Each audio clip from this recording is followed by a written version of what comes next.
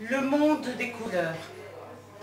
Depuis que l'absence de couleur, la pure unité, est devenue captive de la couleur, le monde phénoménal, un disciple de Moïse est entré en conflit avec un autre disciple de Moïse. Quand vous parvenez à l'absence de couleur que vous possédiez à l'origine, Moïse et Pharaon sont en paix l'un avec l'autre. Si vous vous posez des questions au sujet de ce mystère, je vous répondrai: comment le monde de la couleur serait-il dénué de contradictions? La merveille est que cette couleur soit venue de ce qui était sans couleur. Comment se fait-il que la couleur soit née pour lutter avec ce qui est sans couleur? Ou peut-être n'était-ce pas réellement une lutte? Est-ce pour un but divin ou n'est-ce qu'un artifice?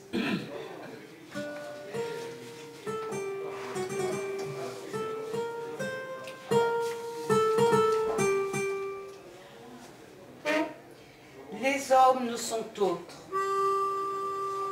Les hommes ne sont autres qu'un tas de morts vivants, issus de vivants morts.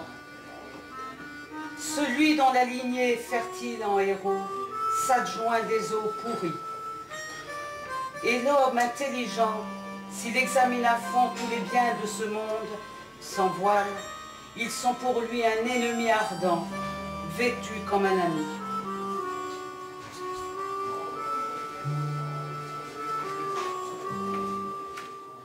Que bourgeonne la liberté, et que bourgeonne la liberté, et que s'effeuille la fleur de pin, et que s'émonde le pain des fleurs.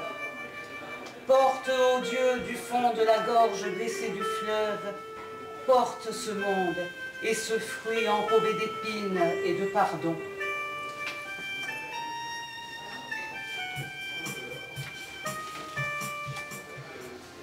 Au visage qui chemine dans la solitude du désert, à l'Orient revêtu d'herbe et de feu, paix à la terre, lavée par la mer, paix à son amour. Avance, voilà mon sang scintillement de l'Orient, puise-moi et disparais. Perds-moi tes cuisses ont la résonance et l'éclair, puise-moi, recouvre-toi de mon corps. Mon feu est le repère et l'astre, direction est ma blessure. J'épelle une étoile, je la dessine, fuyant ma patrie dans ma patrie. J'épelle une étoile qu'elle dessine dans la foulée de ses jours vaincus. Au centre du verbe, mon histoire a-t-elle un enfant dans ta nuit?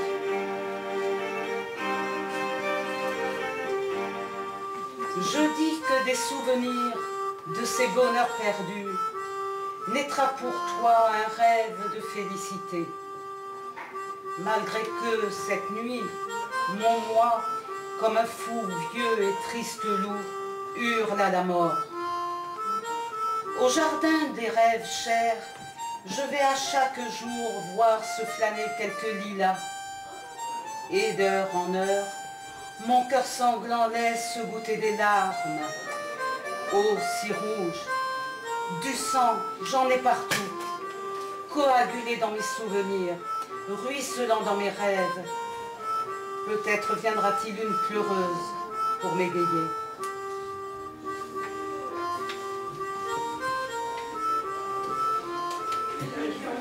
L'indignation est totale. L'indignation, telle la cendre, voile fumée, vient loger dans nos yeux, et la colombe blessée meurt en silence.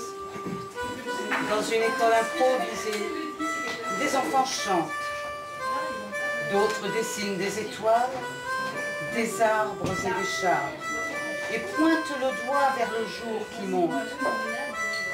Il monte de la source et du feuillage, une eau douce au parfum de jasmin, une eau qui parle l'avenir, nomme la terre qui dit la fin de la guerre. Il monte de l'horizon Tremblant, un petit nuage bleu comme le jour dessine des visages familiers, chasse la mélancolie de la gazelle et joue avec l'écume du rêve. La souche de demain. C'était en plein combat. Soudain, ces foules en lutte se joignent au même refus, déchirant les pièces d'identité qui scellent leurs différences. Ils se déclarent semblables et réunis. Vous êtes ma seule famille, adversaire de la haine, partisans des victimes en tout lieu menacées.